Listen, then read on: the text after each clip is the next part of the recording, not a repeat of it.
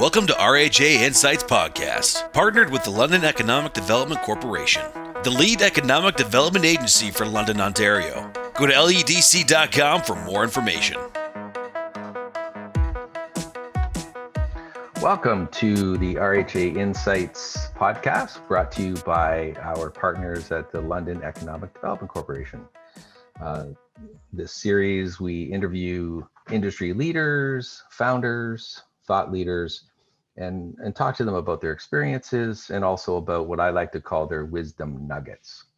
We're very fortunate to have Lynn Smurthwaite-Murphy with us here today. Good afternoon, Lynn. Good afternoon. Lynn has recently joined the RH as a senior advisor. We were very fortunate to have her a part of our team, and we thought we'd take today just to learn a little bit more about Lynn and what you've been up to, and maybe if we can extract a few wisdom nuggets from you as well. So maybe, Lynn, if we could just start with just a little bit about yourself and your background. Sure. By the way, I'm thrilled to be a part of RH Accelerator. I've been watching as it progressed, and so it's pretty exciting. So my background, I'm Canadian, and I grew up in and around southwestern Ontario.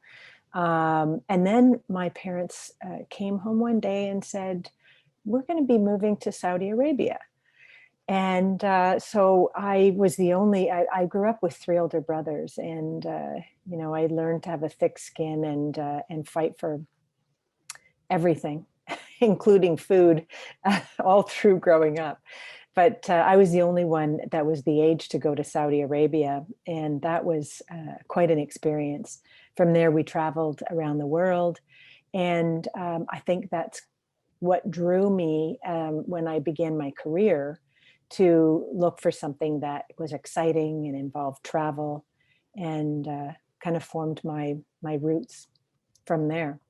Wow, that's exciting. I had no idea that you had lived in Saudi. So if you think of, the next stage of your career, like what some of the early parts of your career that you'd like to share that might be of interest? Yeah,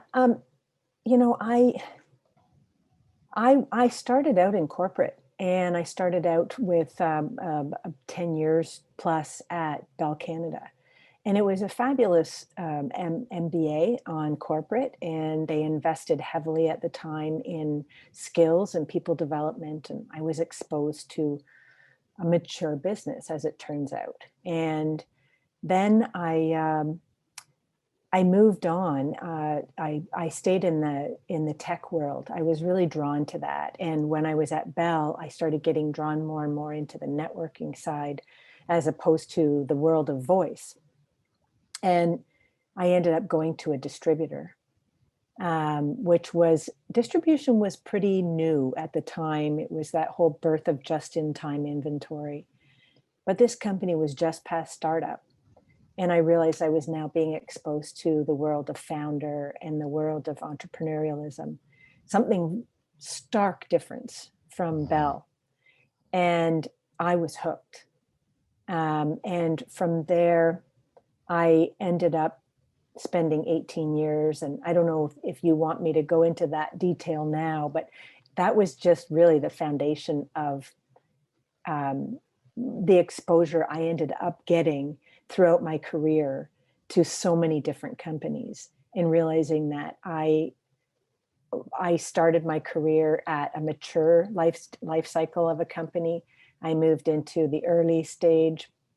I stayed there until scale and into mature again, and realized I really much more enjoy the fast-paced earlier stage, where there's what you do matters a lot more than what you do matters in a mature corporation.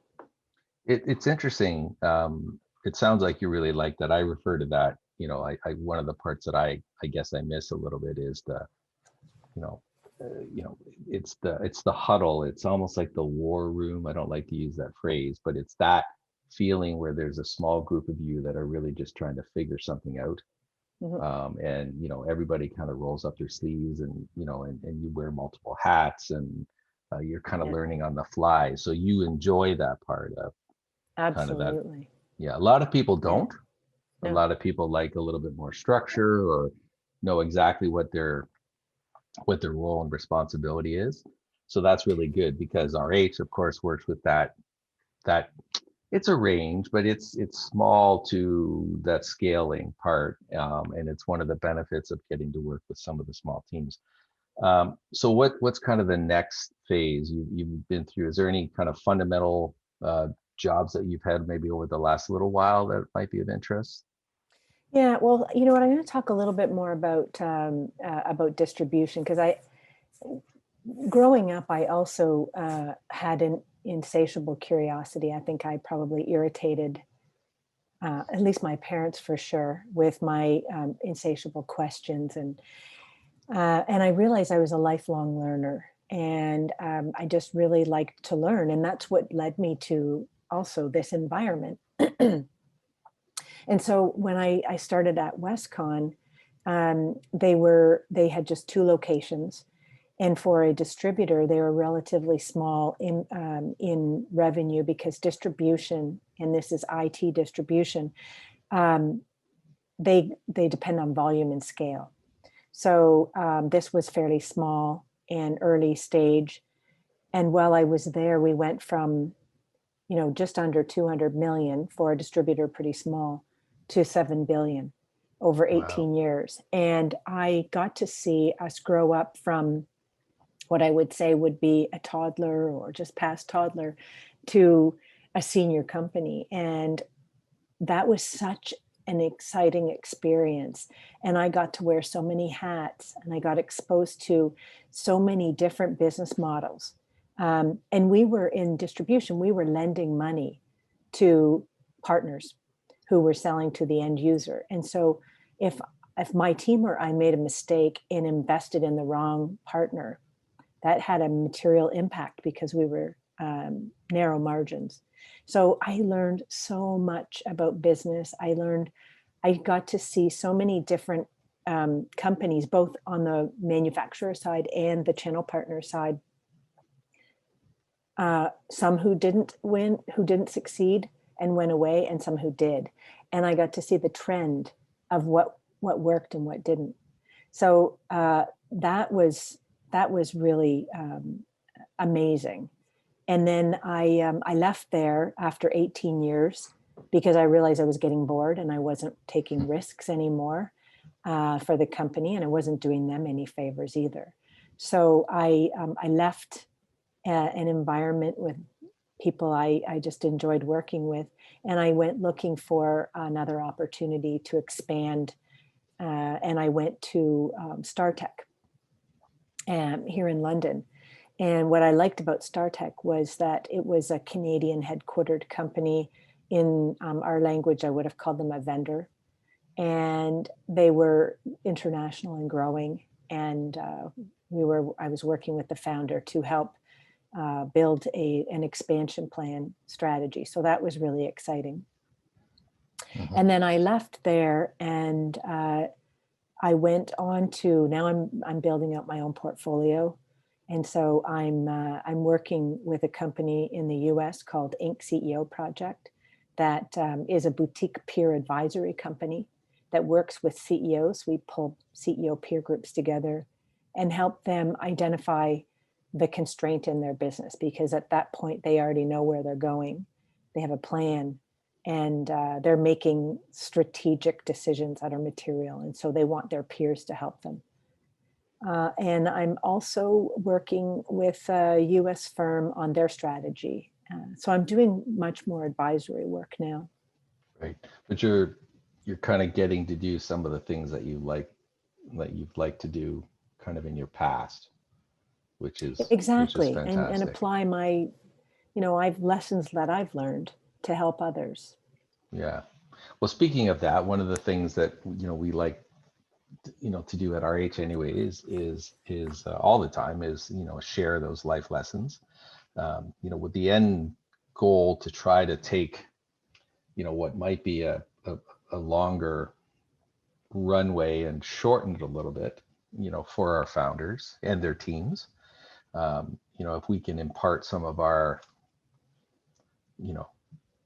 lessons to them, that's not a bad thing. So if you can think back, and I know you have lots, but if just for today, just for a flavor, what couple of lessons would you say, are kind of key? I got to see some serial entrepreneurs too, and the first time they went at it was really bumpy. And then how many times do you see people that their second round, they get there twice as fast? Why? Right. Because they've been there and done that, and they've got the bruises to show.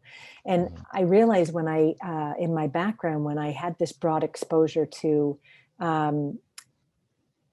companies that were at different stages of the life cycle, I realized that sure, there were a lot of different needs at each stage of the life cycle. And those different specific needs to that stage, I might have brought in subject matter experts. But there were also a lot that were consistent, no matter what stage the company was in. And the first one is, what's your story? What are you doing? For whom? So what problem are you solving? Who are you solving that for? And why are you the one that's best to solve that? So you create this story and you get that down pat and you're laser focused. Those right there, the people that could explain that to me, I thought, okay, I'm going to watch you because you have a good chance of succeeding versus those who took 30 minutes to explain their value proposition. So that was the first. And then leadership skills.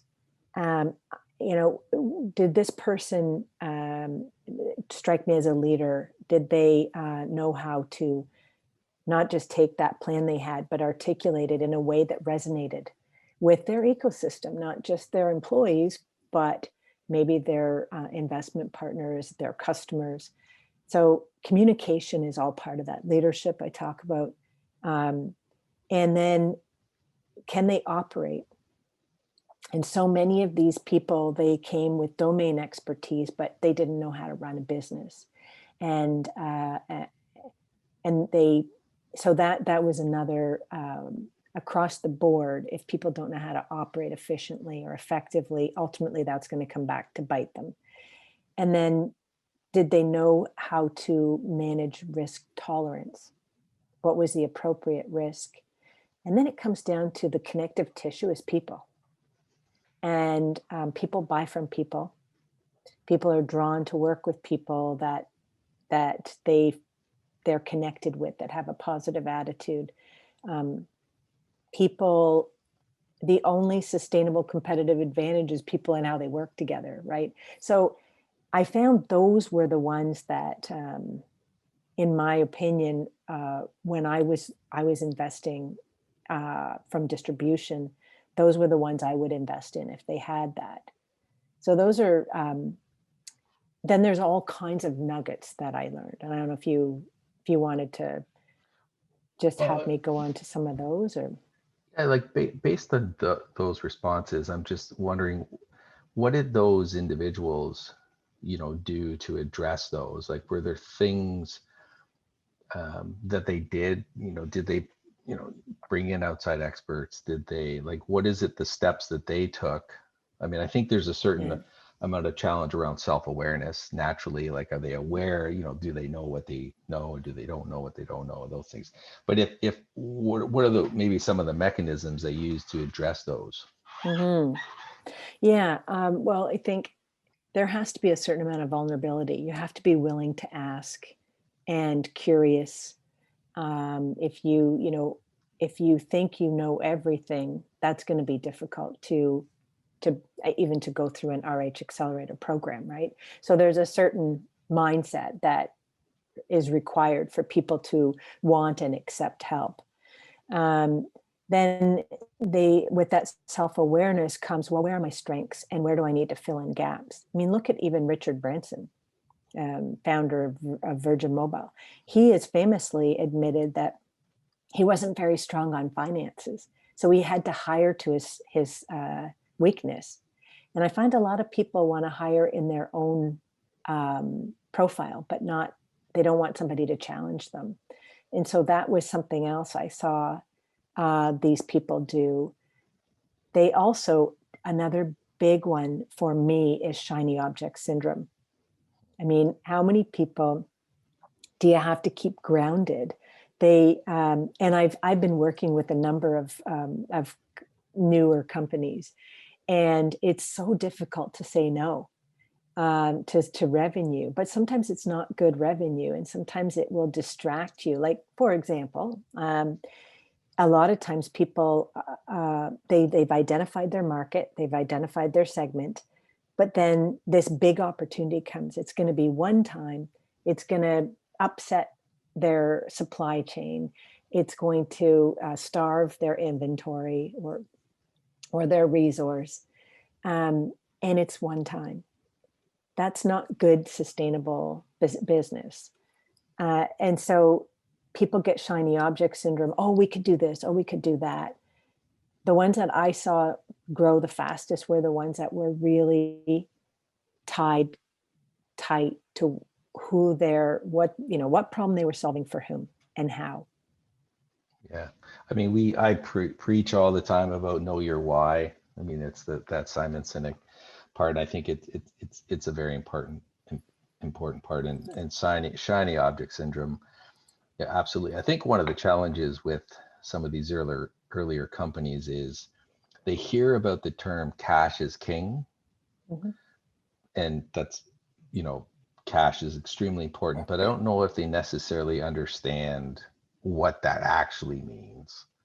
And do they really understand cash flow management? So we get a lot of companies that come in RH and they think they need X, but as we really dig in and work with them, we really start to try to map that out a little bit more strategically for them, which allows them. And I always find, and tell me if you agree on this, but if you can get them focus, it really gives them the permission to say no. That's what I've found is once that light bulb turns on about, this is really what I'm good at, this is really what my focus is, I really understand our why and why we're doing it and the pain that we're doing it, it actually just gives them permission to say no, I can't go there because it's going to distract from really what our focus is. I don't know if you've found that in your experience as well. Oh yeah. And when you explain that really well and you set really clear goalposts for the team that works for you too, then they too will stay very focused.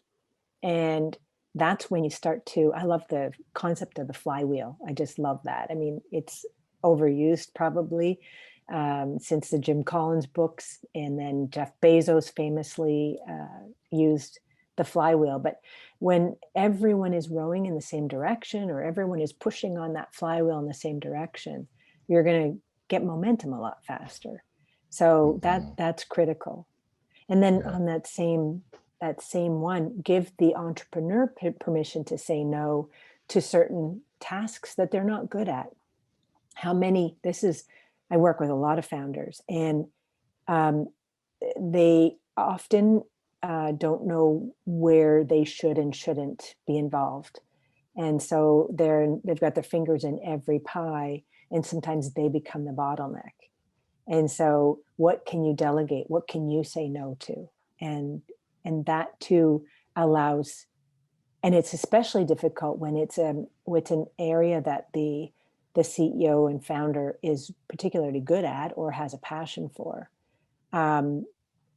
But their time is best spent elsewhere.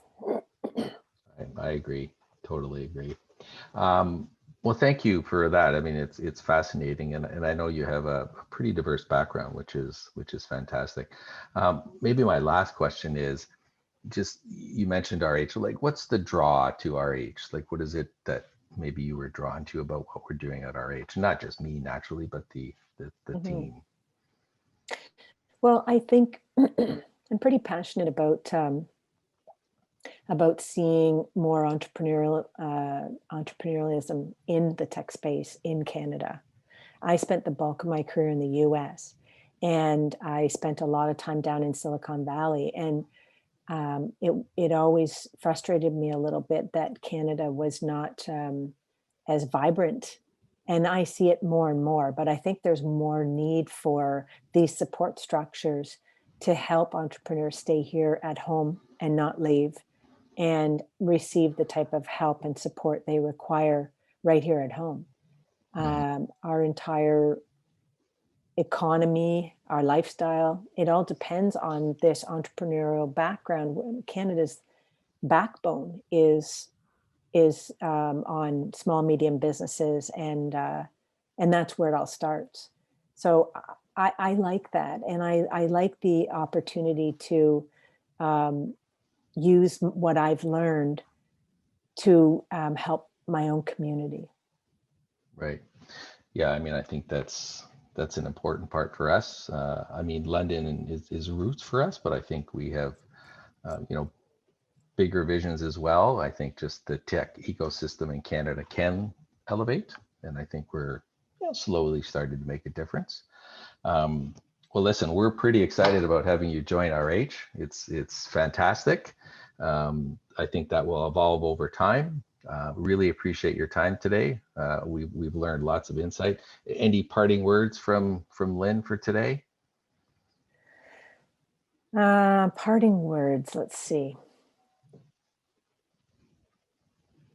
You know what? I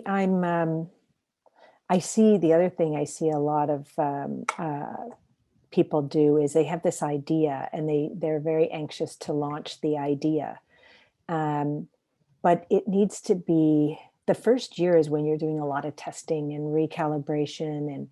And so you've got to be able to make informed decisions, not just pure gut. And I'm not talking about getting lost in analysis paralysis, but I do see a lot of companies running hard on a theory that hasn't been tested. And so that's another thing that can speed up success, is making informed decisions. Right. Well, I think that's a great place to end it. But thank you for your time. Looking forward to working Brian. with you, and we will chat with you soon. Same. Thank you. Go to rhaccelerator.com for a full library, other podcasts, and to join us on RHA Online.